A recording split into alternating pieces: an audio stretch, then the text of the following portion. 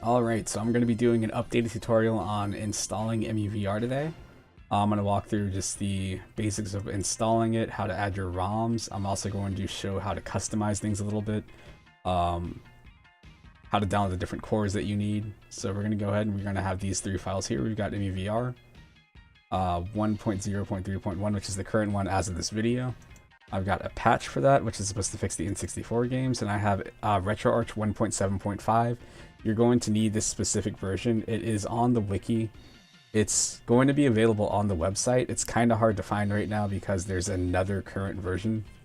So what we're going to do is we're going to go ahead and go here. We're going to make a folder just to make this as easy as possible. We're going to call it EmuVR. And I'm going to go ahead and copy all of these files into this folder.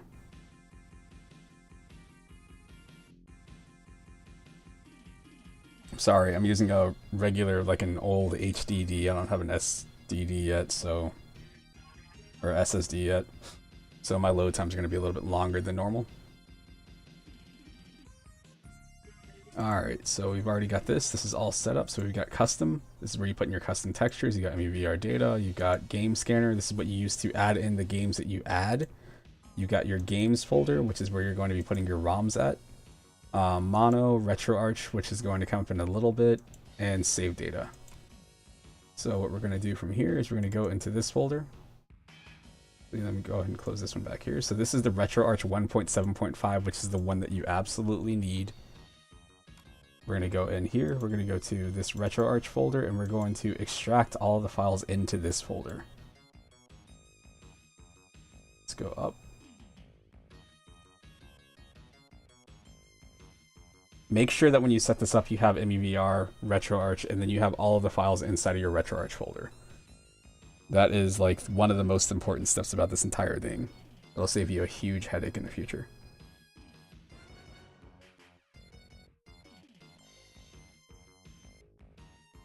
I'm watching this remaining time. It was going down, and then it keeps going up. It's like I'm back on dial-up or something.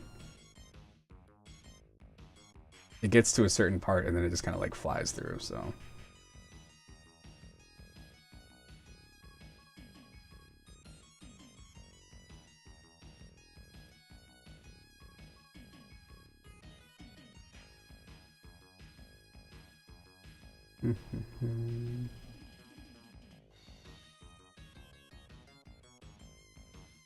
Alright, so we've got everything in here. If you did this correctly, what you would have is you would have your EmuVR folder, you would have Retroarch, and if you go in here, you have retroarch.exe.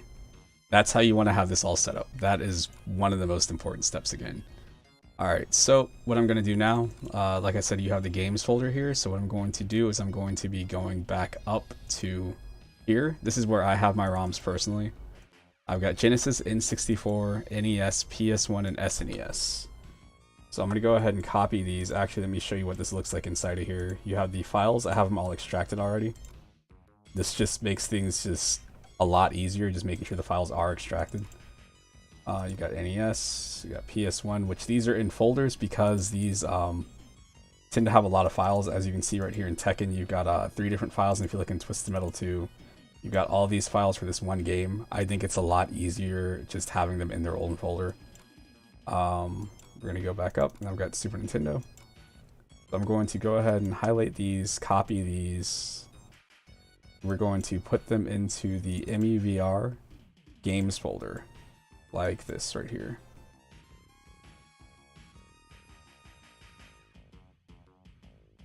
I'm copying these files. I meant to just cut and paste them, but whatever.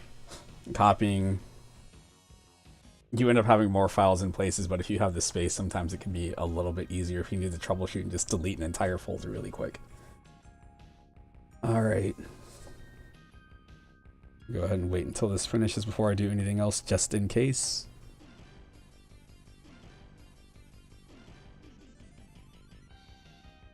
Almost there. 10 seconds left.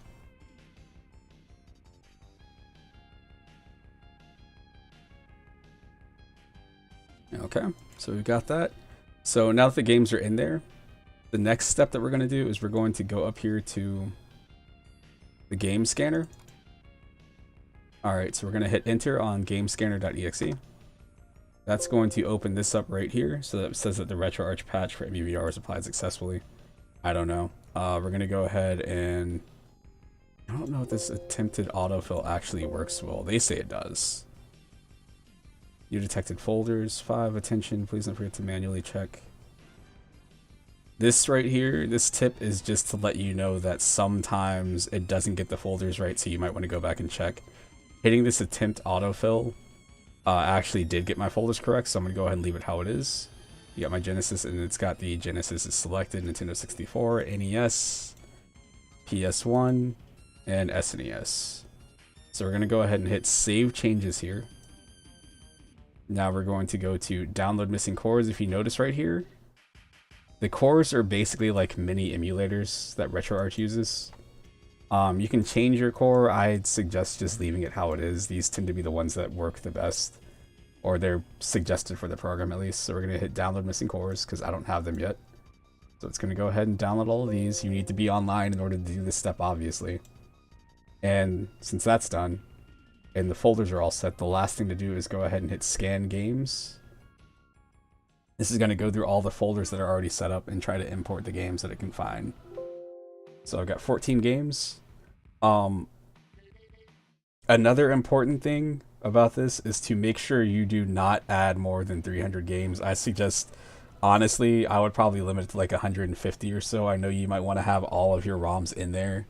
But what ends up happening is the program basically becomes unusable because it creates multiple types of cartridges that you're not even going to see all of anyway in the game, so it's kind of a waste. So now that that's set up, what I'm going to do is I'm going to also add in this patch here. So we're going to go ahead and this just says Retroarch Retroarch is the folder. We're going to go in here. We're just going to copy this into this folder, and we're going to go ahead and replace these files because those files are the ones that need to get fixed. Alright, so that's all done. Let's see, the PS1 BIOS. So I already have them downloaded. Apparently I have multiple copies of some of them, so let me get rid of those. The main one that you're going to need is this scph1001.zip. But I'm going to go ahead and let's go ahead and extract these here. Alright, so I got those. I'm going to go ahead and delete the zip files because I don't really need those anymore. You pretty much need these with almost any emulator you come across. So what you're going to do is you're going to take these files here, and the way I like to do it, this works for Retroarch too, is you're going to go into here. We're going to go to Retroarch, and we're going to go to System. This is where you put any BIOS files that you have. So we're going to go ahead and dump those in there. Now the PS1 game should work. Alright, so we're going to go ahead and go to Force Desktop. You can go to EmuVR if you want to. I have an Oculus hooked up and I don't really want to load it up in VR right now. I'm also using an Xbox One controller. I don't know the controls off the top of my head for like keyboard and mouse, but if you check the wiki, it has all that stuff listed. So we're going to go ahead and open this up. And this is going to spawn in just some random games that I already have. I haven't customized anything yet. So what you're seeing is pretty much just the default. If you notice what I just did there, since it's nighttime in the room, I'm already in here. I'm holding down the right mouse button to actually look around. I believe if you're using a controller, you can just use the right stick. If you hit space using a keyboard, you can change the time of day like that. Or you can also, if you want to shift it more gradually, what you can do is you can hold Control and use the left and right arrow keys, I believe. Oh boy. I think I have 2 instances of this open somehow. I don't know how that happened. We're not going to worry about that. We'll leave this how it is. I'm not sure what's going on with that. Anyway, so as you can see, I have my PS1. This right here is the Sega Genesis. We've got the Nintendo 64. I've also got a Super Nintendo. If you're using a mouse and keyboard, you can use Q and E to go higher and lower. If you're in VR, you can actually, you know, just crouch or stand up. So these are already hooked up. Let's see. Actually not sure how to like grab stuff in this mode. I don't know. I'll check out the controls in just a second. Anyway, what we're going to do is we're going to go over here since these are already hooked up. So we've got games in here. So I've got Mario 64. We got Contra Hardcore. I'm not sure what's in here. I'm hitting C, that opened up this, so I've got what is this, Crash 2? Vortex Strikes Back, and then we've got Super Castlevania 4. So what we're gonna do is we'll go over to, let's go here, let's go to the Genesis. We're gonna hit space while looking at this. I'm also gonna hit space while staring at this over here at the TV. And the game has started. So that means that everything is set up right, which is good. Even got sound in here. The sound, I believe, is actually based on the location of the TV. I'm not sure if this is going to show up okay or not in the YouTube video. It's got left and right channels coming through though. So right now I'm locked to the TV. If you're using a controller, what you want to do if you want to unlock your position is you want to push in the left and right stick at the same time. So that means that now I can freely move around the room again. I believe if you're using mouse and keyboard, what you would hit is, let's see, I think it's C. It's control and spacebar, sorry. Let's see. C turns the TV on and off. So, let's go ahead and disconnect from this, turn this off. That's all good. I gotta look up the buttons to turn the consoles on and off again. Like I said, I don't know the mouse and keyboard controls. Like I said, I applied that patch. If you're going to be playing Nintendo 64, I believe you need this patch to keep the games from stuttering. Hello. Some of this stuff is going to depend on just your PC. Like, some games might be totally fine, some might not, you never really know. Yours truly, Princess Toadstool. And again, for me personally, all of this stuff is a billion times easier to interact with in VR because you can actually freely move around.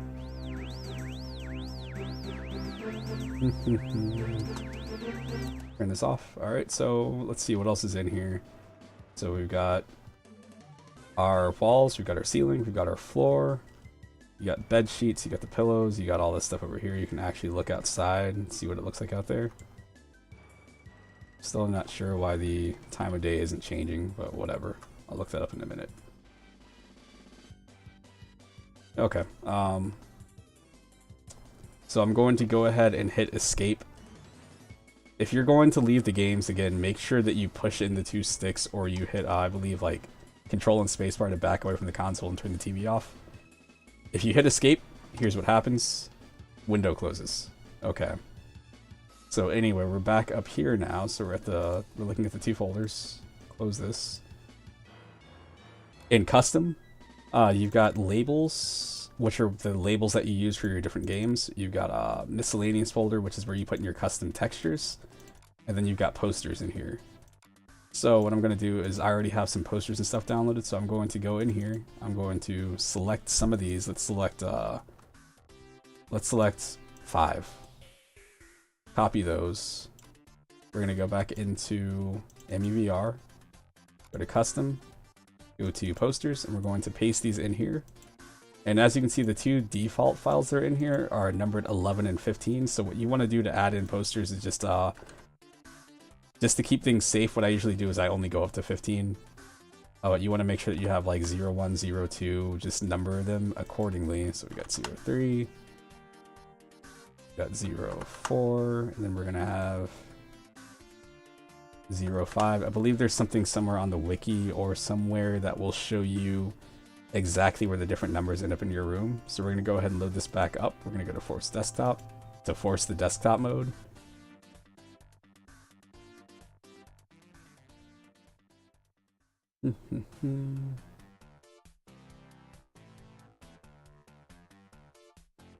Hopefully it just opens one window. There we go. Yeah, so as you can see, I've got the posters in here now. I believe depending on where you position it kind of determines like the size of the poster. So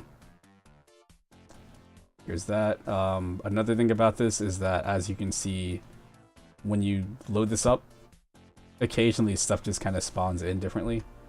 If you want to play a certain game, what you can do is you can hit tab and you actually have, you can spawn in different consoles and stuff.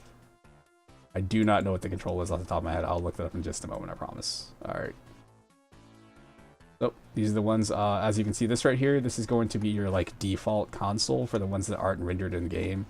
I think right now you just have the Nintendo 64, the PlayStation, and the SNES that actually have similar models to what they look like. If you didn't notice, that's not a Nintendo 64, or PlayStation, that is a phony and a Pretendo 64.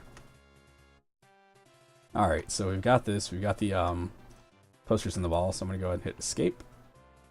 The next thing I'm going to show you how to customize is going to be the, let's go with the floor. So we're going to go ahead and go in here. I've got like a couple of different patterns picked out, so we'll pick one of these.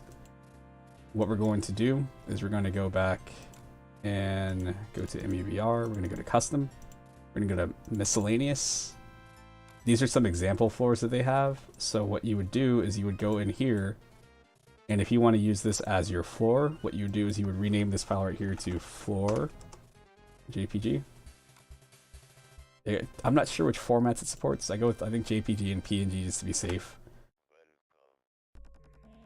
You can kind of customize how much the stuff tiles to, which is why I like using just simple patterns, because this way you have a cool looking floor like this right here. You can also customize this stuff a little bit too if you wanted to have like a different texture. So we've got that. Next up, let's go to the wallpapers. So I've got some other pictures, so I'm going to go in here. Let's go with, how about this? This is generic enough, right? We'll go in here, we're going to go to miscellaneous again, and let's see, this is called wallpaper, so it's wallpaper.png. I'm going to paste this, we're going to rename this to wallpaper.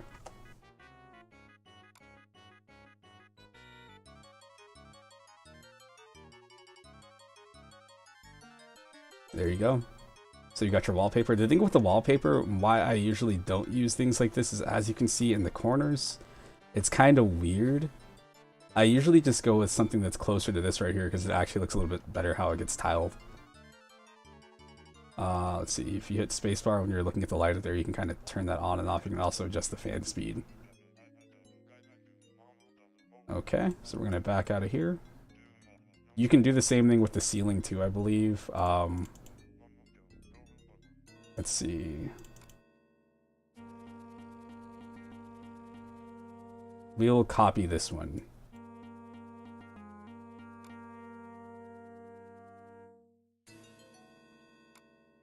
Let's go ahead and go back in here.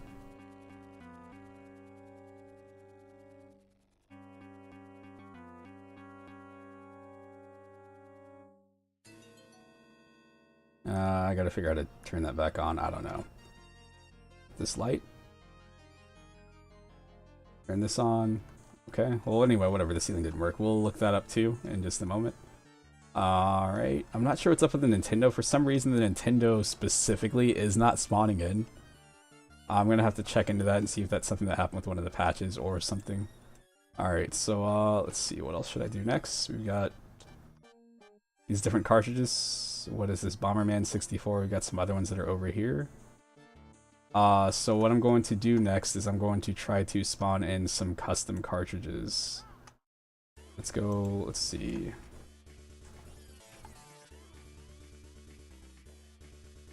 I'm using the, okay, so what you have to do to highlight the menus, you have to actually hold the right mouse button down so you can look in the direction of the thing, and then you can, click on the different cartridges and you can see what you have available. Alright, so we're going to go ahead and back out. I've actually got some of the labels already downloaded. They should be in the game folders. So let's go with, I believe you have to have the game names the exact, or the labels named the same thing as your cartridges. So we're going to copy this. We got Sonic 2 right there. So what I'm going to do is I'm going to, whoops. Let me go back and do that again. Let's go to Sonic 2. Right click, rename, copy, Control C to copy. Is that what it is? Go in here. We're going to rename this to Sonic the Hedgehog 2. And I'm going to go ahead and I'm going to copy this picture right here into, let's go up to, not here. custom labels. We're going to go in and we're going to call this new folder the same as the ROM folder. So boom, and then we're going to hit paste. Let's see if I can actually get to that ROM. And you would do this for pretty much any ROM that you want to have a custom label for. The weird thing about the games is, again, because of how they work. Let's back up. Yeah, because of how the cartridges are, they're not all going to be like accurate. Like this label right here should be on the side. That label where it says Sonic 2 the Hedgehog should be on the top of the cartridge. But since this is just a generic cartridge because they don't have this modeled in yet, that's just how it comes out looking. Yeah. Don't know where that went. I don't know where that menu went. I went behind it and it kind of disappeared. I guess that's the thing that happens. Alright, let's go ahead and back out. That covers pretty much everything. I just want to see what is the button to actually grab stuff. Let's see. Well, I'll tell you what. I'm going to go ahead and cut this video off here because I'm going to have to look up some of the controls and stuff for the mouse and keyboard. Doing these things in VR, usually I set this up with the mouse and keyboard, and then when I actually want to play the games, I load this stuff up in VR. It makes it a billion times easier. I'm going to load this up one more time just to make sure the PlayStation stuff is working okay. Let's see. PlayStation, so we've got this. Hopefully this all loads in okay. Give me that sound. Where's my sound?